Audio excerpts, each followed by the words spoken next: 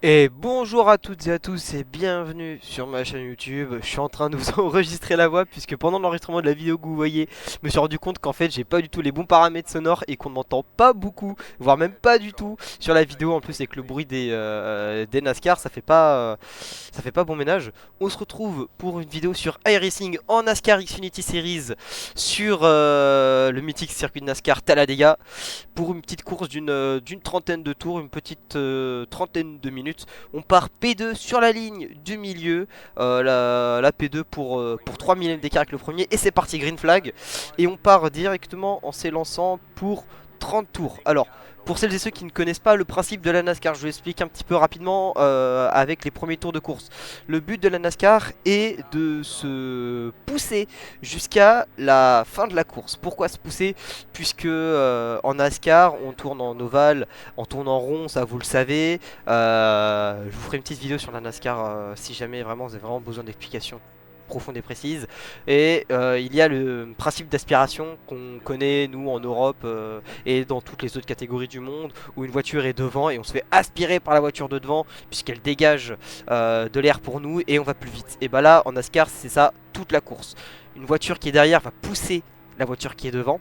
Sauf que la voiture qui est devant va aspirer la voiture qui est derrière. Et donc en fait c'est un boost un peu infini. Et donc à chaque fois qu'on se pousse, on va plus vite. Et le but c'est de ne pas être tout seul. Si on est tout seul, on est littéralement happé, on est littéralement à l'arrêt. On perd peut-être une vingtaine de kilomètres/heure par rapport aux autres. Et en NASCAR c'est complètement gigantesque cette différence. Du coup le but c'est de se faire pousser. Vous voyez derrière on a la numéro 10 qui est en train de nous bumper. Donc voilà c'est ce qu'on dit pour se faire pousser en NASCAR. On se fait bump par la voiture de derrière. Vous allez voir que voilà, pas mal de fois les voitures se décalent un petit peu de manière hasardeuse.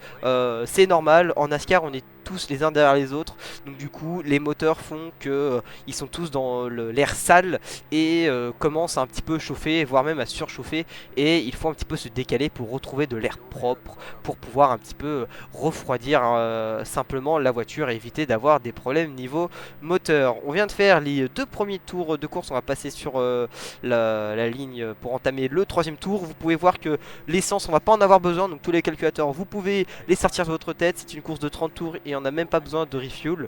Il y a le principe de drapeau jaune sur les petites séries comme Rookie et classe D sur iRacing. Il n'y a pas de drapeau jaune ou alors de voiture de sécurité.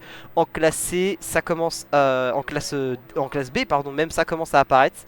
Donc du coup, vu que nous sommes en classe B, il peut y avoir des drapeaux jaunes et des voitures de sécurité. Et si on a eu pendant la course, ce ne sera pas intéressant pour nous de rentrer au stand. Attention, vous voyez qu'il y a des décalages un petit peu derrière. Donc le numéro 10 est un petit peu hasardeux. C'est pas trop cool pour nous ça, parce qu'on est en train de lâcher. Vous voyez qu'on est un petit peu tout seul et qu'on est plus poussé par rapport aux autres. Donc vous voyez qu'on perd un petit peu en vitesse. Vous voyez les autres nous passent devant et nous met une petite distance. Bon c'est pas bien grave. On voit derrière il y a une voiture jaune qui vient nous pousser et qui se fait prendre la place par une autre voiture qui vient nous pousser, et directement on retrouve cet élan amené par toutes les autres voitures pour continuer de rester au niveau de la ligne intérieure.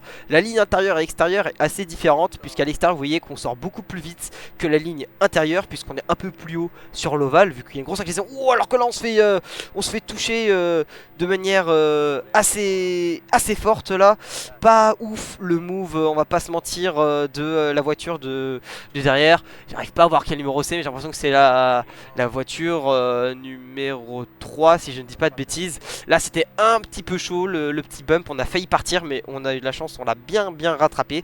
Et on va continuer de se rapprocher vers la tête de course, vers la numéro 22 qui se fait bien bump par la numéro 8. Ça a l'air d'être un duo intéressant, mais il va falloir les surveiller pendant toute la course.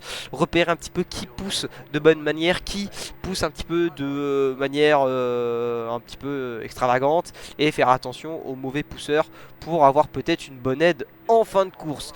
Le but de moi pour le moment en course est de rester leader sur cette ligne du milieu. Pourquoi? Puisque je n'ai pas à gérer ma voiture, c'est-à-dire je n'ai pas à la faire refroidir ou à économiser quoi que ce soit. Donc c'est plutôt pas mal d'être premier de sa ligne.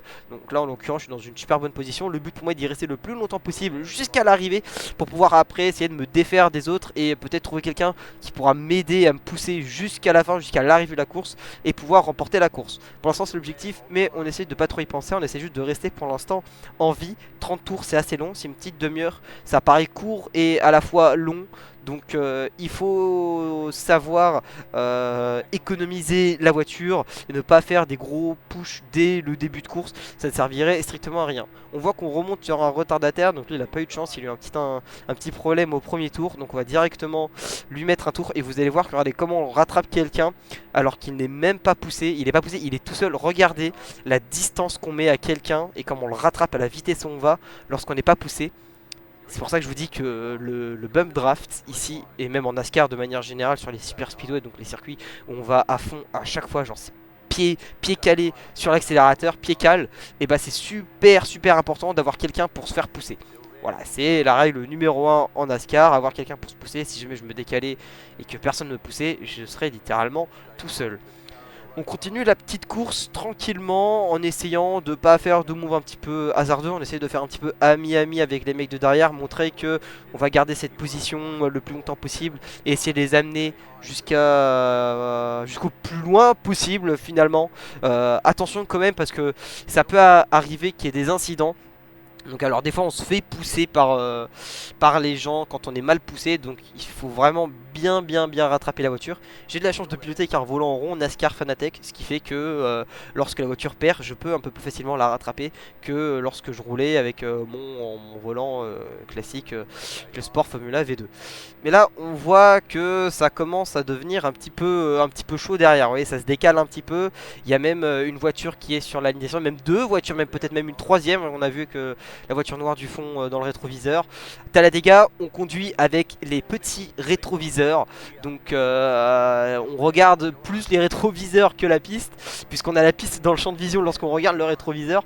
Et c'est super important de savoir qui est derrière nous et qu'est-ce qui se passe pour pouvoir en fonction de ce qui se passe, prévoir une contre-méthode ou alors une méthode pour pouvoir essayer d'éviter n'importe quel problème. Donc là on arrive à reprendre la tête en étant poussé par la numéro 3 et on va essayer de garder le plus longtemps possible cette position. Pour l'instant on n'a que 2 lignes qui sont formées. Généralement à Talladega on en a 3, mais là on est 22 pilotes, donc 22 pilotes ça paraît un peu juste pour faire 3 lignes, ou alors ça ferait des petites lignes, ce serait pas vraiment très worse, pas très rentable. Donc on reste pour l'instant sur 2 lignes. Ça a l'air de plutôt bien se passer pour le moment pour tout le monde. On est tous en paquet, il n'y a pas de gros écarts avec les voitures de derrière. On voit quand même qu'on a beaucoup plus de monde sur la ligne du milieu que sur la ligne intérieure, et ça c'est un facteur à bien retenir, puisque pour les relais de bump ça peut être très intéressant. Lorsqu'une voiture surchauffe, elle va se décaler de la piste et en l'occurrence se mettre en haut de l'ovale pour laisser la voiture derrière me pousser à son tour jusqu'à se relayer jusqu'en fin de course, pour pouvoir avoir la meilleure chance et le plus gros taux de probabilité de pouvoir l'emporter. On voit que devant, pour l'instant, ma plus grande peur, ce serait que la 22 décide de se décaler sur la ligne du milieu. Parce que généralement, la ligne du milieu, c'est celle qui fait gagner le pilote au bout de la ligne. Et parce qu'on sort du dernier virage avec un peu plus de vitesse, vu qu'on est un peu plus haut, on a une meilleure sortie. Et généralement, on arrive à gagner sur la ligne en étant sur celle du milieu. Ça m'est arrivé plein de fois de gagner en étant parti de la ligne du milieu et en étant sur la ligne du milieu à la fin. Comme ça m'est arrivé plein de fois de perdre en étant sur la ligne intérieure. D'ailleurs, même plus souvent gagner sur la ligne du milieu que de perdre sur la ligne intérieure. On continue de se faire pousser par la voiture numéro 3 et pour l'instant ça a l'air d'être pas mal. Pas trop de problèmes de surchauffe à l'instant. Derrière ça se décale un petit peu. Il n'y a pas de troisième ligne qui se crée, donc pour l'instant on est dans une plutôt bonne position. On est à 10 tours de fait pour l'instant sur cette course de 30 tours, donc il reste encore un sacré paquet de temps de course. On essaye d'aller le plus loin possible. Le but qui serait aussi là bien pour nous, ce serait de ne pas avoir de drapeau jaune, puisqu'en fonction de notre position sur la piste, vous voyez par l'instant par exemple on est deuxième, mais si jamais par malheur on se fait doubler par les deux voitures de l'intérieur et qu'on se retrouve troisième alors qu'on est sur la ligne du milieu pendant la course, si jamais il y a un drapeau jaune, vu qu'on est troisième au moment du drapeau jaune, on devra être à l'intérieur au moment du restart. Du coup c'est pas vraiment quelque chose qui m'aiderait à aller gagner la course pour le moment, mais ça continue plutôt bien de ce bump draft. Il n'y a pas trop de problèmes que ça. Ça reste de la NASCAR Xfinity, donc c'est pas aussi rapide que les NASCAR Cup Series. Donc les NASCAR que vous voyez généralement le dimanche sur Automoto la chaîne par exemple. Là on est sur la catégorie un petit peu en dessous, donc ce qui fait que c'est un peu plus bas en termes de vitesse et en termes voilà, de bump et tout par rapport à la NASCAR, la Xfinity. Mais c'est une très très bonne école puisque en vrai vu la vitesse à laquelle on va, des fois la différence avec les NASCAR ne sont pas vraiment perturbantes au niveau de la conduite, donc c'est pas très important. Là on a une bonne sortie, vous voyez, on est bien devant et ça va venir nous bump encore pour bien continuer. Alors attention quand même à pas trop bump dans les virages. Le secret d'un bon bump si vous voulez, c'est en ligne droite ou alors sur le trioval dans lequel on va arriver maintenant. Vous voyez là j'ai eu peur un petit peu que la 8 vienne se mettre juste devant moi, mais elle va rester à l'intérieur vu qu'elle a vu qu'elle peut pas trop se décaler. Voilà, là c'est un bon bump dans une zone où il n'y a pas trop de virages et d'inclinaisons. Par contre si vous essayez de bump et de pousser quelqu'un dans un virage, il y a de fortes chances que vous le poussiez trop fort et que ça crée un crash et que ça puisse potentiellement créer un big one. Mais pour l'instant, on n'y pense pas. On a des plutôt bons pushers derrière. Sur la ligne intérieure, ça a l'air d'être pas mal aussi. On est quand même beaucoup plus en termes de nombre de pilotes sur la ligne du milieu. Donc pour l'instant, c'est plutôt pas mal. Attention quand même, parce que les pilotes du milieu peuvent créer une troisième ligne surprise. Et ça, généralement, ça arrive plutôt vite. Et les gens de la troisième ligne, donc celle la plus haute du circuit, vous voyez qu'il y a deux traits qui différencient, enfin qu'il y a deux lignes, bandes de tirer sur la piste qui différencie les différentes lignes. Et généralement la ligne extérieure peut arriver très très vite et se positionner devant nous, donc on va essayer d'éviter ça. Pour l'instant on est dans une plutôt bonne position. On va bientôt arriver à mi-course, pas de problème encore à signaler, pas de drapeau jaune heureusement pour l'instant pour nous. Et on est plutôt parti sur une course un peu plus tranquille par rapport à ce que j'ai d'habitude. Hier par exemple j'ai fait une course et c'était vraiment un folklore pas possible avec tout le monde qui essayait de se pousser et de se rattraper les uns les autres. Donc c'est assez c'est un petit peu compliqué là, mais pour l'instant on est plutôt bien. Alors attention quand même à pas trop se faire bump de mauvaise manière, puisque vous voyez voilà c'est ça qu'on redoute un petit peu, c'est la création d'une ligne extérieure tout en haut de l'ovale avec trois pilotes qui sont en train de se suivre. Ça peut possiblement se mettre devant nous avec un petit peu de vitesse, voilà, puisque pareil on va les distancer un petit peu dans dans les virages, mais en ligne droite ils vont avoir beaucoup plus de sorties. Ouais, attention c'était chaud, s'il n'y a pas trop tassé la numéro 8. Mais là on va avoir la création de 3 lignes. On n'est pas encore en tri-wide, donc pour l'instant on est plutôt bien. À partir du moment où ça va commencer à être à notre hauteur, ce sera pas la même histoire. Donc attention quand même et à bien checker ça dans le rétro. On continue de se faire bump correctement alors que j'ai l'impression qu'il est tout seul. Vous voyez, il s'est fait avoir. Et là, vous voyez, c'est un cas très simple d'une ruse des autres pilotes. Et là, le pilote qui est en haut de la ligne s'est fait avoir et les autres ont pu en profiter en se mettant sur la ligne intérieure. Et il a réussi à se réinsérer. J'ai l'impression qu'il n'a pas réussi à se réinsérer pour l'instant. Et ça va être un petit peu compliqué pour lui pour l'instant. Alors que nous, pour l'instant, on tient toujours cette première position sur la ligne du milieu. On échange les premières positions avec la voiture numéro 2 qui est, enfin la 22 par contre, pardon, qui est à l'intérieur. On est de la numéro 2. On est parti deuxième, ce serait pas mal si on puisse terminer soit deuxième soit premier. Éviter d'avoir des collisions avec des incidents ou des points d'incident, ce serait plutôt pas mal. Pour l'instant on a il n'y a pas l'air d'avoir de gros débiles en vue et ça c'est plutôt cool. Il n'y a pas de mecs qui ont l'air de pousser comme n'importe quoi ou quelque chose du genre. Parce que c'est vrai que ça reste quand même assez difficile de pousser quelqu'un en même temps, d'essayer de décaler sa voiture pour la faire refroidir. Donc c'est pas facile. Ouh, attention, l'énorme décalage là. On n'a pas trop bien compris ce qui s'est passé avec la voiture qui en théorie nous pousse. Ah, attention quand même, et elle va se décaler sur la ligne intérieure, j'ai l'impression. Peut-être pour refroidir ou alors pour tenter quelque chose avec la voiture violette et noire derrière lui. Et nous, on va se retrouver avec la numéro 13, j'ai l'impression, derrière nous. Là, la Mustang jaune, oh, attention, ça essaye de bien refroidir la voiture devant pour la numéro 8. Et on va quand même avoir des partenaires de bump. Donc pour l'instant, voilà, on n'a pas trop pas trop de soucis à se faire. Un mec qui est tout seul sur la ligne extérieure. Ça revient assez fort quand même pour la ligne extérieure. Ce qu'il est tout seul, là, ils sont plusieurs, ils sont un petit groupe de 4. Oh attention quand même le décalage avec la voiture jaune derrière. Ouh c'est chaud avec la numéro 4. Ouh et ça se pousse un petit peu et ça se touche. Ça va au contact, attention quand même. Parce que si jamais il touche la 4 et que la 4 vient nous toucher, ça peut être fin de course pour nous directement. Alors qu'on va bientôt arriver dans les 10 derniers tours de la course.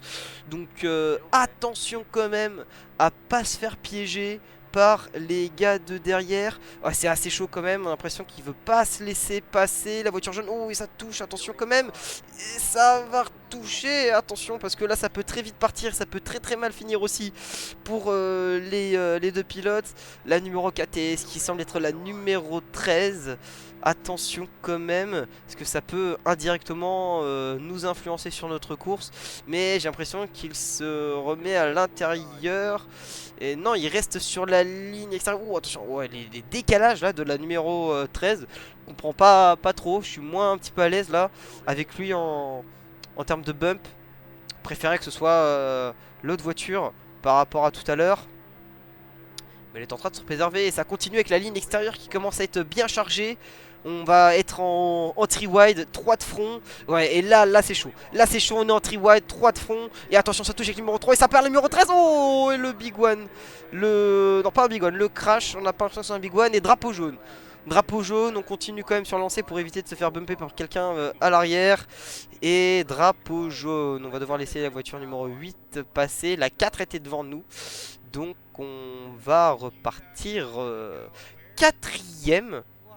Tout vraisemblablement avec la numéro 22 à l'intérieur, la numéro 4 à l'extérieur, la 8 à l'intérieur et on sera à l'extérieur, donc on sera deuxième de la ligne extérieure, donc ça c'est plutôt pas mal. On va voir quelqu'un à bump qui pourra potentiellement se décaler sur la ligne intérieure, en tout cas c'est ce que j'espère à ce moment là, mais là pour le moment drapeau jaune, alors généralement ça dure 3-4 tours, ouais, entre 2 et 4 tours sous drapeau jaune avant de repartir. Donc là on va aller rattraper le pace car.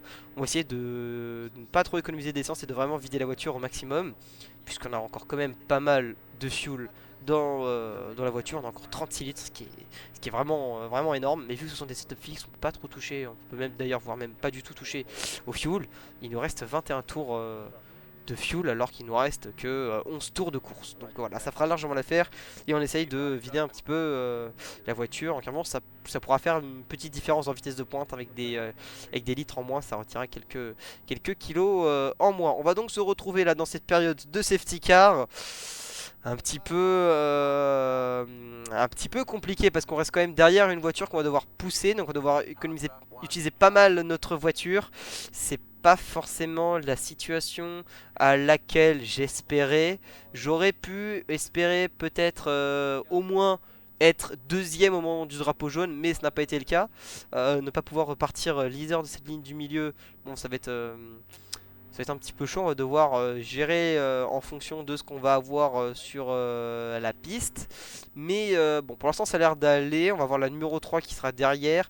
On va avoir la numéro 1 qui sera derrière nous à la relance. Donc la numéro 1 ne faisait pas trop n'importe quoi au niveau des bumps. Donc ça devrait aller, ça devrait être plutôt bien. Et on va se retrouver directement pour la relance de safety car. Et donc on se retrouve directement pour la relance. On est quatrième, deuxième de la ligne du milieu avec la numéro 4 devant nous et la numéro 1 devant nous. On va essayer de pas trop se faire avoir à la relance, parce que là ça va être important de bien push et de bien suivre les voitures de devant. Alors attention parce qu'on va arriver dans la zone de restart et ça va pas tarder à passer au vert. Et attention, green. La course reprend et on se fait un petit peu avoir et on perd la 4 qui se met à l'intérieur. Ça nous arrange vraiment pas du tout. On a une place à l'intérieur. Allez, on va s'y insérer parce que là on n'a pas vraiment d'option de la ligne du milieu. Si on était tout seul au milieu on allait vraiment se faire avoir. Donc on va rester à l'intérieur pour l'instant. On est 5ème derrière la voiture numéro 3. Toujours la 1 devant nous et ça se décale, j'ai l'impression, la numéro 17 au milieu. Et on va se décaler aussi du milieu, on va profiter des voitures qui arrivent. Et la numéro 8 qui arrive. Alors on va bumper la 8. Oh, et la 4 qui se décale au dernier moment. Et c'est la 12, j'ai l'impression, qui essaye de se frayer un chemin. Et on va se faire avoir, on va essayer de se faire peut-être bump à l'extérieur s'il va nous suivre.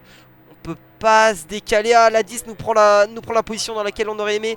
Là on n'est pas trop dans une bonne position parce que là on va revenir sur la tête de devant, mais on va pas être aidé et ça va être un petit peu compliqué. La 17 derrière et puis encore une voiture qui va nous empêcher de s'insérer dans une file. Un petit peu compliqué là alors qu'il reste 7 tours de course. Pas la meilleure des situations pour le moment. La 14 qui va nous bloquer le passage à l'intérieur. On va pas pouvoir se décaler et on va peut-être attendre d'avoir de la place et on va se décaler à l'intérieur maintenant.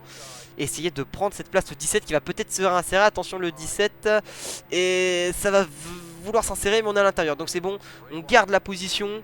Bon, on n'est pas vraiment dans le restart parfait, on n'est pas dans la position espérée. On va avoir une voiture qui va commencer à chauffer. Alors moi vous le voyez, vous n'allez pas le voir parce que j'ai pas le dashboard sur l'écran pour vous sur le record. Moi j'ai un petit dashboard universel au-dessus de ma base, donc je sais quand ma voiture commence à un peu trop chauffer. Et là pour l'instant on est dans une position qui est pas trop favorable. Attention la 17 qui se décale là-haut. Il va essayer de tenter une troisième ligne. J'ai pas l'impression que la ligne du haut va forcément marcher. On va rester sur la ligne du milieu. Et la 14 qui se décache sur la ligne du haut, on va venir en profiter pour prendre la position et se positionner juste derrière la voiture numéro 12. Ça va être un petit peu là compliqué parce qu'on va commencer à être un petit peu enfermé. Mais on arrive quand même à garder avec la tête de devant, enfin avec la tête, un petit bout quand même parce que là c'est sûr qu'on n'est pas dans la position espérée, vraiment pas dans une très très bonne position alors qu'on va arriver dans les 5 derniers tours de course. On vérifie quand même l'intérieur s'il n'y a pas grand monde, on peut pas trop s'insérer, là on est obligé de rester derrière. Ça va vouloir se décaler avec la numéro 20, non ça sert à rien de se décaler, on va rester à l'intérieur. On va très vite comprendre que c'est des positions qui peuvent rester comme ça mais on remonte quand même pas mal avec la ligne du milieu, mais j'ai l'impression que ça pousse de manière un petit peu bizarre et la 4 qui va descendre sur la ligne intérieure poussée par la 22 et de la 3. On va se retrouver à 3 pour l'instant sur la ligne du milieu. Donc on est 3ème de la ligne. Voilà, on va faire attention à pas trop pousser. Et la 22 qui se décale un petit peu. Ça c'est pas une trop bonne idée parce que voilà. Ouh attention. Et ça touche derrière. C'est pas une très très bonne idée là. Pas très bon move de la numéro 22. Un petit peu débile le move. On va essayer de pas perdre trop de temps et trop de vitesse par rapport aux autres. On a la 1 à l'intérieur, la 20 et la 17 et 9 je crois à l'extérieur. Donc là on est vraiment pris en tri-wide. On est vraiment en sandwich. Et 4 tours il va rester dans cette course. Et 4 tours pour faire la différence. Ouais, ça ralentit pas mal devant. Ça c'est pas trop bien poussé. Ça c'est pas trop bien bump. Donc on essaie de faire attention. Attention derrière parce que ça colle pas mal avec notre voiture. Donc j'espère qu'il n'y a pas trop peur si jamais on doit ralentir beaucoup comme là maintenant. Et la 14 qui se décale sur la ligne du haut. La ligne du haut qui a l'air de plutôt bien marcher. Qui aurait pu être un plutôt bon call. Mais on va pas être sur le meilleur déco là pour l'instant parce qu'on est vraiment sur la ligne intérieure, il n'y a personne derrière nous pour nous embêter. La situation qui pourrait être pas mal c'est qu'on prenne beaucoup de vitesse et qu'on puisse se mettre au niveau de la 20 et de la passer ou alors de la 4 parce que là c'est un peu chaud. Oh, et ça bouge pas mal devant, là on perd énormément de vitesse avec les décalages un petit peu hasardieux de la 22 devant, peut-être un mauvais push de la numéro 8. On voit pas très bien de là où on est avec la 12 qui nous bloque un petit peu la vue et il va falloir prendre une décision parce qu'on va arriver, on est plus que dans le money time, 3 tours restants au passage de la ligne à cet instant, donc on va falloir se décider et trouver une solution. 3 tours restants dans cette course de NASCAR Xfinity à Talladega. On va devoir faire attention quand même parce que prendre une décision comme ça c'est un petit peu compliqué. On est un peu pris un sandwich avec la ligne du haut et la ligne du bas.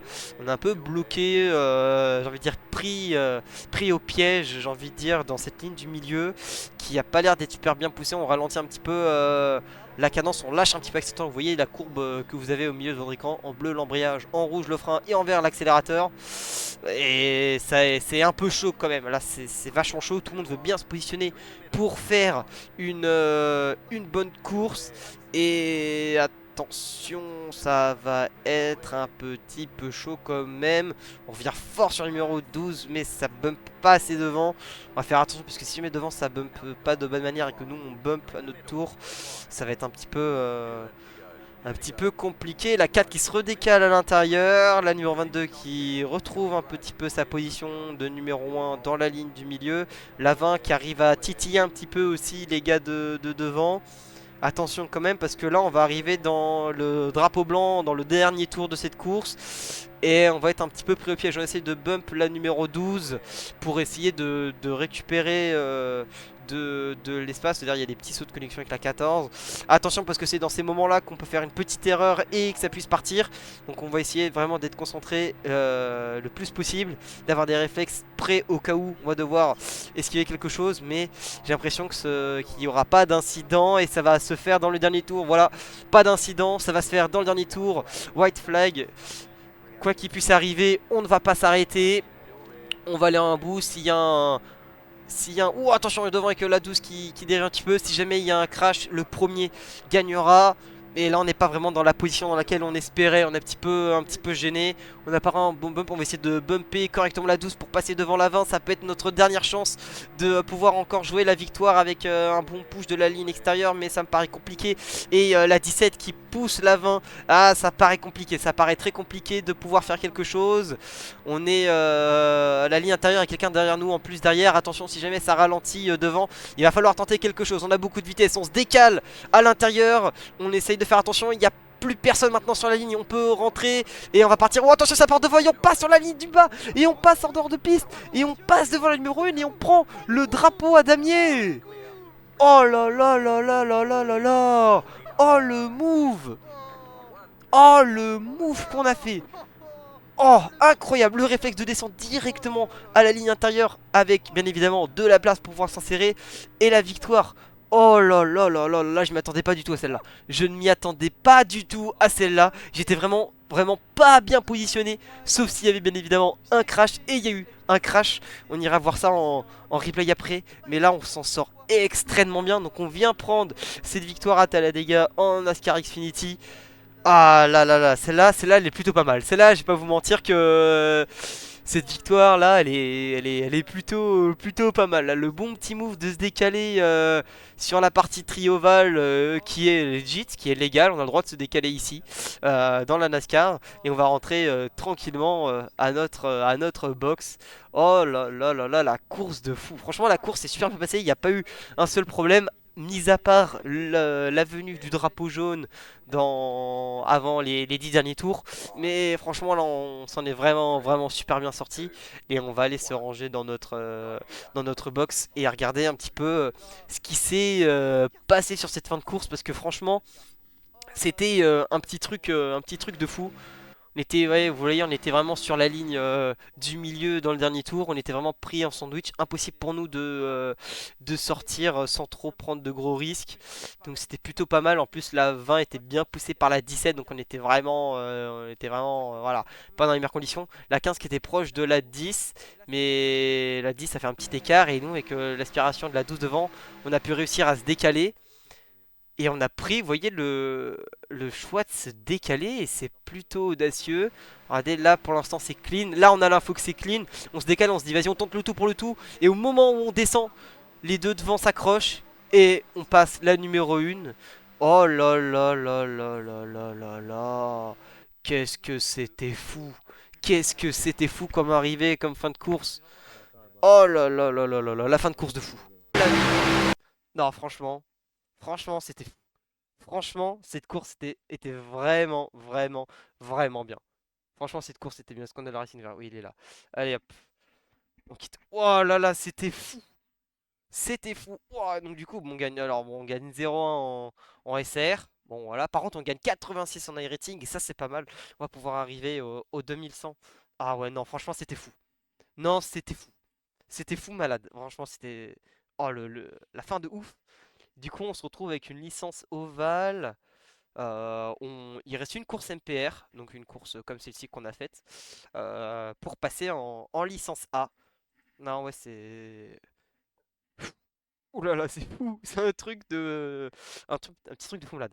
Avant de conclure la vidéo, je voulais vous parler du NASCAR iRacing Series. On fera la course de Talladega donc demain, le 20 avril. La session commence à midi, le départ prévu vers midi 10.